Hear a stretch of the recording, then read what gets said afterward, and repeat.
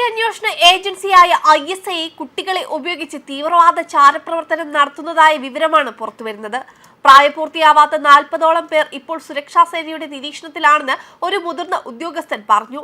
ഇവരിൽ 12 പേർ പഞ്ചാബിൽ നിന്നും ഹരിയാനയിൽ നിന്നുമുള്ളവരാണെന്നും 25 പേർ ജമ്മു കാശ്മീരിൽ നിന്നുള്ളവരുമാണ്. 14നും 17നും ഇടയിൽ പ്രായമുള്ള ഇവരെ ISI ആണ് കെണിയിൽ വീഴ്ത്തിയത്.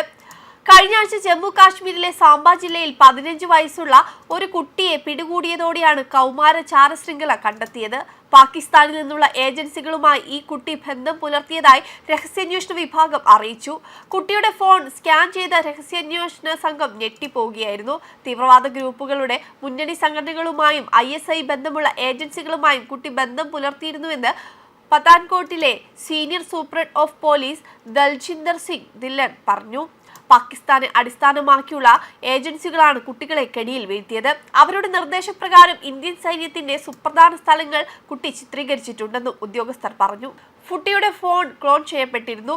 കുട്ടിയുടെ പ്രവർത്തനങ്ങൾ തത്സമയം നിരീക്ഷിക്കാൻ ഇത് ചാരശൃംഖലയെ സഹായിച്ചു. പിന്നീട് നടത്തിയ രഹസ്യാന്വേഷണത്തിലാണ് 40ഓളം കുട്ടികൾ ഇങ്ങനെ കുടുങ്ങിയതായി കണ്ടെത്തിയത്. സംശയാസ്പദമായ ആപ്പുകൾ ഉപയോഗിക്കാൻ പ്രേരിപ്പിച്ചാണ് ഇവരിൽ പലരെയും കെണിയിൽ വീഴ്ത്തിയത്. ഇന്ത്യൻ സുരക്ഷാ പ്രതിരോധ സംവിധാനങ്ങൾ ചിത്രീകരിക്കാനും സുരക്ഷാ വാഹനങ്ങളുടെ നീക്കം സംബന്ധിച്ച വിവരം നൽകാനും തീവ്രവാദ ഗ്രൂപ്പുകൾക്കുള്ള പ്രവർത്തനങ്ങളിൽ സഹായിക്കാനും അവരെ ഉപയോഗിക്കുന്നുണ്ടെന്ന് പോലീസ് പറഞ്ഞു. അതേസമയം ഡിസംബർ 2-ന് കേന്ദ്ര സംസ്ഥാന ഏജൻസികളുടെ സഹായത്തോടെ പഞ്ചാബ് പോലീസ് നടത്തിയ അന്വേഷണത്തിൽ ഗുരുദാസ്പൂരിൽ നടന്ന ഗ്രനേഡ് ആക്രമണവുമായി ബന്ധപ്പെട്ട് ISI പിന്തുണയുള്ള ഒരു ഭീകര മൊഡ്യൂൾ തകർത്തിരുന്നു. വർഗീയ സംഘർഷങ്ങൾ സൃഷ്ടിക്കാൻ ലക്ഷ്യമിട്ട് മൊഡ്യൂൾ 1-ലധികം ആക്രമണങ്ങൾ ആസൂത്രണം ചെയ്തിരുന്നതായി border range DIG Sandeep Goyal പറഞ്ഞു. ഭീകരരായ ഷഹ്സാദ് ഭട്ടി, സീഷാൽ അക്തർ, അമൻദീപ് സിംഗ് അമൻ പന്നു എന്നിവരാണ് ഈ മൊഡ്യൂളിൽ ഉൾപ്പെട്ടിരുന്നതെന്ന് DIG വെളിപ്പെടുത്തി.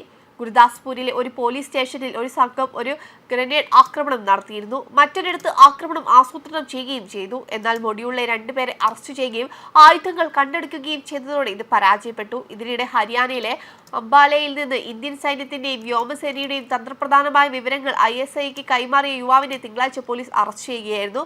സോഷ്യൽ മീഡിയയിലൂടെയുള്ള ഹണി ട്രാപ്പിൽ കുടുങ്ങിയാണ് ഇയാൾ രാജ്യവിരുദ്ധ പ്രവർത്തനങ്ങളിൽ ഏർപ്പെട്ടത്.